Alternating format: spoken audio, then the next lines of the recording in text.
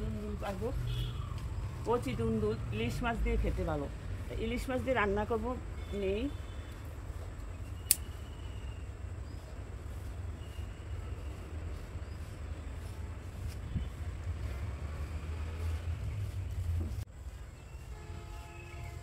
যাত্রা করে পারছি শসা।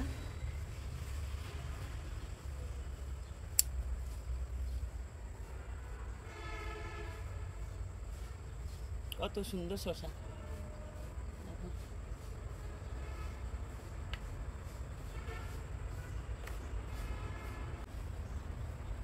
দুইটা শসা এক জায়গায়।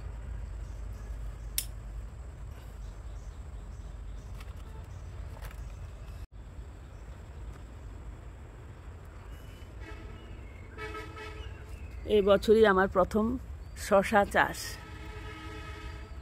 আজকে কিছু সবজি তুলব, শসা, এটা গ্রীষ্মকালীন সবজি।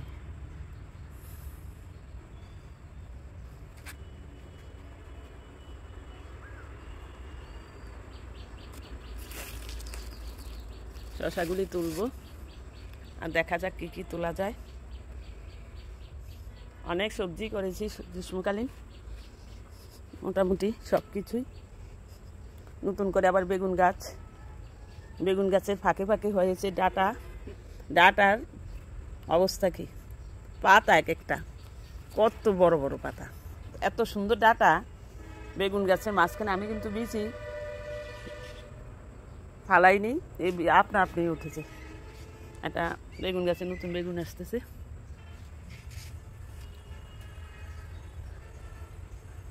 শসা গাছ ওই জায়গায়ও আছে। আমার টমেটো গাছ করেছিলাম, সেই মাচার মধ্যে আবার শসা গাছ তুলে দিয়েছি। অসংখ্য ফুল, অসংখ্য ফুল এসেছে, দেখা যাক কেমন হয়। পুরানো টমেটো গাছে টমেটো আছে এখনো, আমি চাইলেই টমেটো গাছ থেকে নিয়ে খেতে পারি। কাঁচা টমেটো, এক এক টমেটো কত বড় বড়, এক একটা টমেটো আপেল। নতুন করে আবার টমেটো। বর্ষা আসলে মোটামুটি বাজারে সবজি না পেলেও, দাম বেশি হলেও, নিজের থেকে করা যে সবজি সেটা নিয়ে খেতে পারবো। মরিচ গাছে মরিচ,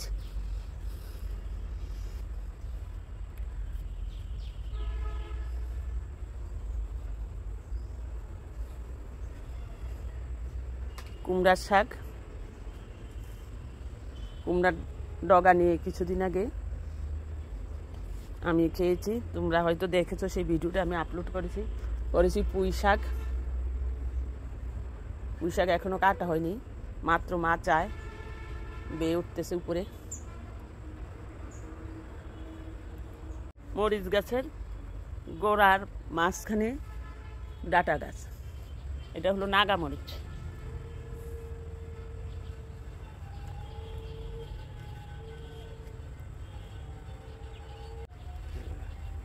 ভোমরা পরাগায়ন করছে। অনেক শসা এসেছে, ছোট ছোট শসা আসতেছে আবারও।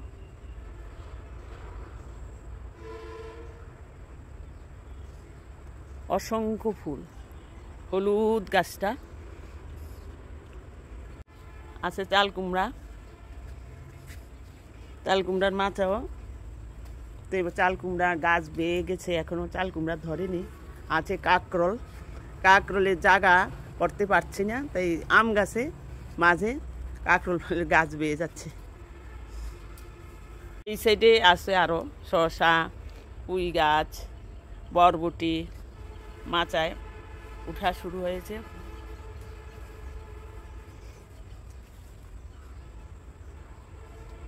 বরবটি এই সাইডে করেছি, বরবটি,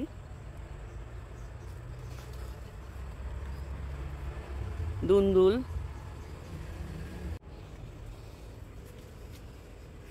দুন্দুল হয়তো বাড়তি হয়েছে, দুন্দুল পারতে হবে। আসলে একসাথে তরকারি এইগুলি পারলে খাওয়া হবে না। আজকে শসা পারবো, এই যে দুন্দুল, একসাথে 3টা দুন্দুল, 1টা 2টা, এই আরেকটা 3টা, একসাথে 3টা দুন্দুল।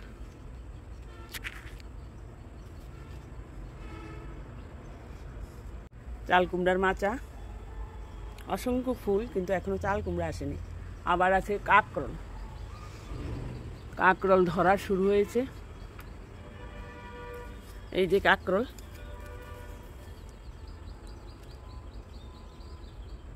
ধরা শুরু হয়েছে। বিশাল সাইজের কাকরোলের গাছ, মানে এটা জায়গা দিতে পারতেছি না, এত বিশাল সাইজের কাকরোল গাছ।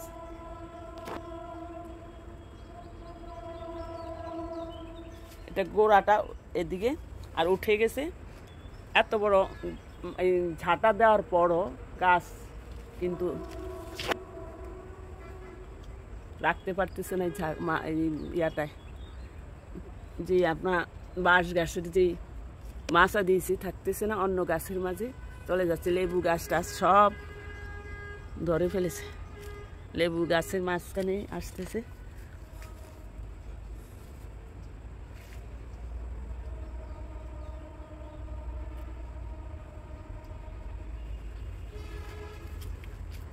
কি অবস্থা কাকরোল গাছের, কোথায় এসেছে কাকরোল গাছ। নিম গাছ লেবু গাছের মাঝখানে জড়িয়ে ধরছে।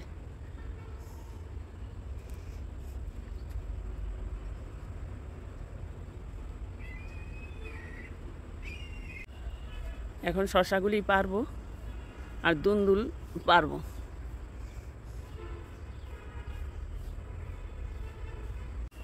আর একটা শশাও পারবো।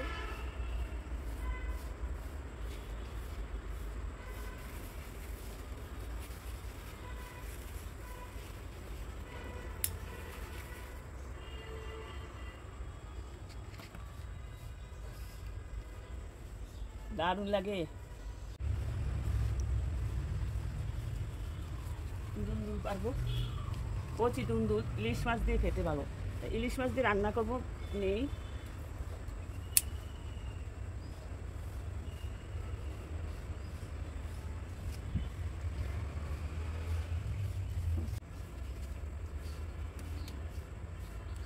আরেকটা আছে, আর দুইটা আছে, একটা নিব, আর তার একটু বড় হবে।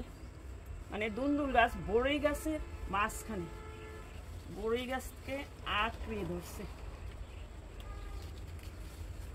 আমি জায়গা দিতে পারছি না, চাল কুমড়া গাছ, দুন্দুল গাছ, কাকরোল গাছ একসাথে।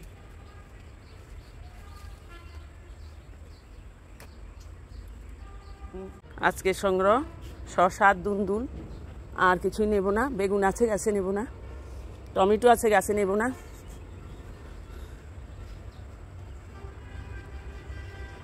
কালকে আবার সবজি নেব।